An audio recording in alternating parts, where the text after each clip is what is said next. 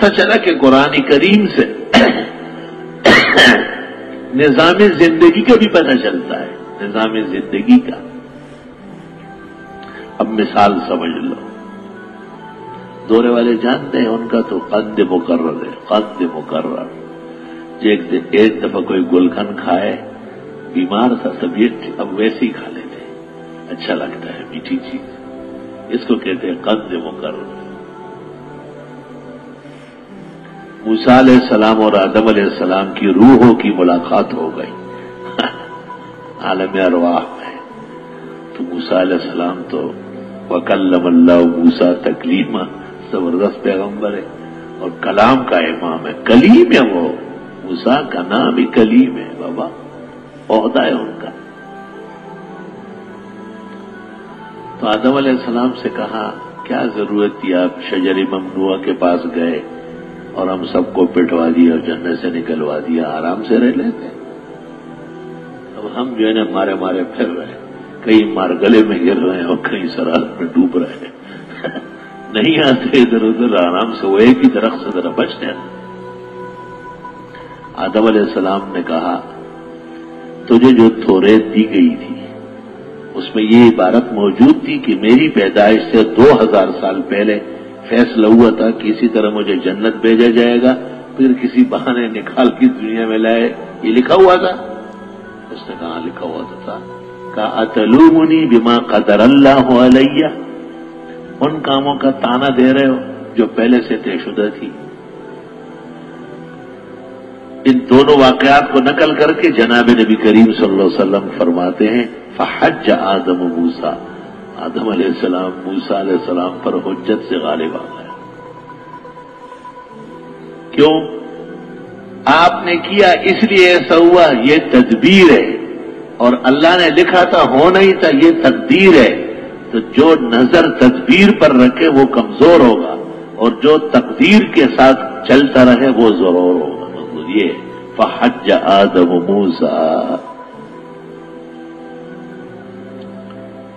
تو ایک تسلی تدبیر کی دے دی کہ واللہ یعصمک من الناس، ہم کمزور ہیں، عاجز ہیں، اللہ حفاظت فرما، دشمنوں سے بدخواہوں سے ہمیں محفوظ فرما، اس کی بھی ضرورت ہے۔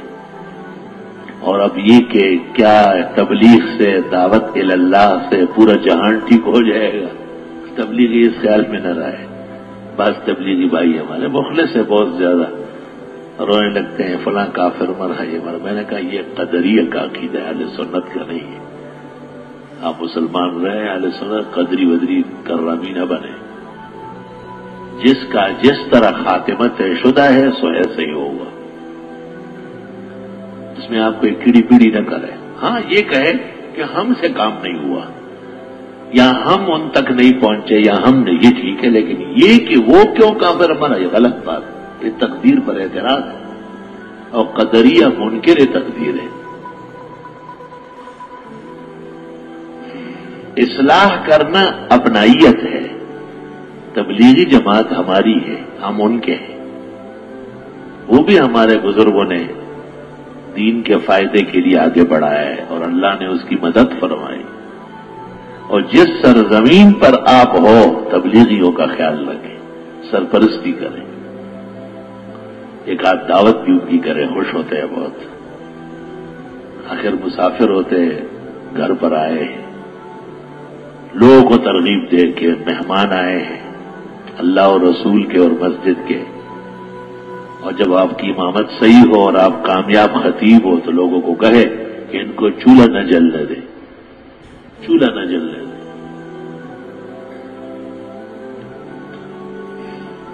یہ ہمارا فریضہ ہے اخلاقی۔ پیغمبر نے نہیں فرمایا جو آخرت پر اور اللہ پر ایمان رکھے وہ مہمان کی مہمانی کا خیال رکھے، اکرام کرے۔ کسی وقت خود اعلان کر لو امام کی حیثیت سے کہ بھائیو کچھ نیک لوگ اللہ کے دین کی فکر لے کے آئے ہیں، اپنے کام کاج ذمہ داریاں چھوڑ کر آپ لوگ تھوڑی دیر کے لیے بیٹھ جائے، ان کی بھی بات سن لیں۔ کسی وقت مناسب طریقے سے خود بھی قریب ہو کے بیٹھ جاؤ، خود بیان کرنے کی کوشش نہ کرو، تبلیغیوں کو تبلیغی طرز پہ چلنے دو، لیکن اگر وہ دل سے کہے، اخلاص سے کہے تو سوچ سمجھ کر مقاصد پر مشتمل مختصر جامع بیان کرو۔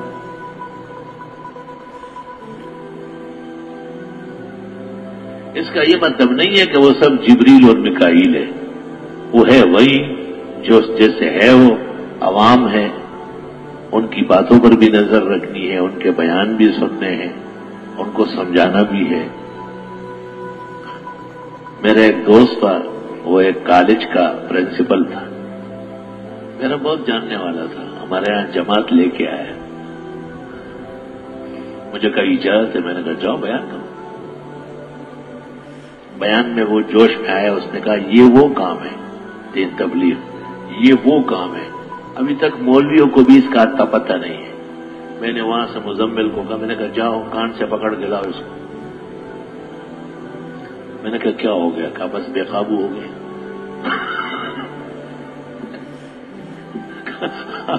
آپ نے اتنی شاباش دی، میں نے کہا میں معافی چاہتا ہوں، کہ واقعی بے قابو ہو گیا، بڑی غلط بات کہی ہے۔ مولویوں کو ہوا نہیں لگی، تجھے کہاں سے لگ گئی؟ خیر تو ہے باتوں پر۔ اب وہ میں چپ رہتا کہ دوست ہے میرا، یہ کوئی بات ہے؟ دوست تباہ ہو رہا ہے، آگ میں چل رہا ہے، آپ کے دوست ہے، یہ تو دشمن ہے، نہیں سمجھانا ضروری ہے۔ تو ان کا ایک پاکستان بھر میں ایک اچھا مقرر ہے، وہ تبلیغ کا آدمی نہیں ہے، وہ اپنے حساب سے چل رہا ہے۔ ایسا بٹیر جب بہت زیادہ اکھاڑا جیت جاتا ہے نا تو پھر وہ مالک کا نہیں رہتا ہے۔ یہ سب کا یہی طریقہ ہے۔ بہت کم ایسے بیٹے ہیں جو بڑے عہدے تک باپ کا بیٹا رہے، بہت کم ایسے شاگرد ہیں جو بڑے مقام تک پہنچنے کے بعد بھی استاذ کو مانے۔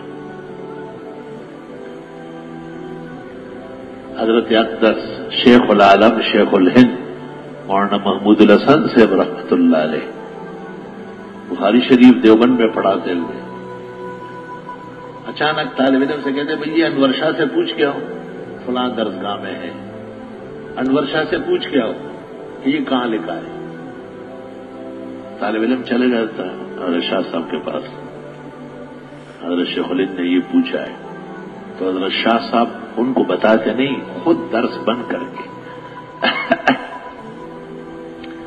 سیدھے آ کر کے حضرت کے ایک طرف قریب ہو کر کے سر نیچے کر کے پھر فرماتے کہ ابو بکر کاسانی نے بدائی کہ فلاں جن فلاں مقام پر یہ لکھا ہے، اچھا جاؤ آداب لے کے۔ کبھی بھی ایسا نہیں ہوا کہ وہیں سے لکھ دیا یا کہجے کیا ملاق، نہ حضرت الاستاذ نے پوچھا ہے۔ اور جب شیخ الہند فرماتے تھے کہ میں نے ابھی انور شاہ سے پوچھا ہے اور اس وقت روئے زمین پر انور شاہ جیسا حافظہ کسی کا نہیں ہے، شاہ صاحب کو پتہ چلتا تو سر پہ ہاتھ رکھے آہستہ آہستہ استغفر اللہ واتوب الیہ۔ خواہ حضرت قیمتی اوقات میں ایک نابکارہ کا ذکر کرتا ہے، تو اس نے ایک جگہ بیان کیا ہے کہ جبریل پیغمبر کی خدمت میں دیر سے آیا۔ منصور بھائی کے پاس کا کیسٹ موجود ہے۔ آپ نے پوچھا کیوں دیر سے آئے، تو انہوں نے کہا کہ آسمانوں میں حضرت عثمان کا ولیمہ تھا اور ہم شیرمال اور قورمے کھا رہے تھے۔ میں نے یہاں آمد پر اس کو کہا یہ بیان کرتے ہوئے شرم نہیں آئی آپ کو؟ تم دیوبندی فاضل ہو اور سیاہ ستہ وغیرہ ستہ آپ کو پڑھایا گیا، یہ کہاں ہے، دکھا سکیں گے؟ جی بالکل بتاؤں گا۔ میں نے کہا 1 سال کی مہلت ہے، یہ 12واں سال ہے۔ حرمین میں مجھے ہاتھ جوڑ کے کہا کہ کہیں نہیں، پتہ نہیں کہاں دیکھا، چلو اللہ معاف کر دے، خیال رکھو، آنگا ولد مانگا۔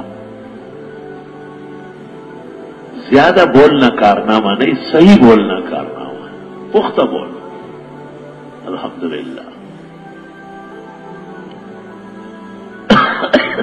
مگر اس کہنے کے باوجود وہ ہمارا آدمی ہے، کسی سے غلطی کا صدور اس کو دور تھوڑی کرے گی جب وہ عزت اعنات نہ کرے، نہیں، اسی طرح دوست ہے الحمدللہ، اور ان کی خیر پائی رہے گی۔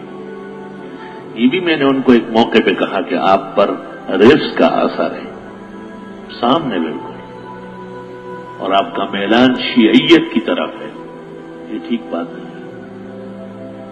کن وجوہ سے آپ ان کی طرف مائل ہیں؟ میں نے کہا ان کی تو کوئی دلیل نہیں، مستدل نہیں ہے، کتاب و سنت ہی نہیں ہے ان کی، اور ان کے ہاں حضرت علی، حسن و حسین کے اقوال نہیں ہے، ہمارے ہاں ہے، ان کے ہاں کہاں ہے؟ وہ تو مقطوع ہے، بالکل منقطع ہے سارا۔ رہ گیا کربلا کا واقعہ، تو درست ہے، ظلم ہوا ہے، یقینی بات ہے۔ شیخ الاسلام ابن تیمیہ منہاج السنت النبویہ فی رد الشیعۃ والقدریہ میں لکھتے ہیں والحق ان الحسین قتل مظلوما وکان یزید فاسقا وظالما بلا ریب۔ لیکن ان باتوں کو بھی اعتدال میں رکھنا ہوگا،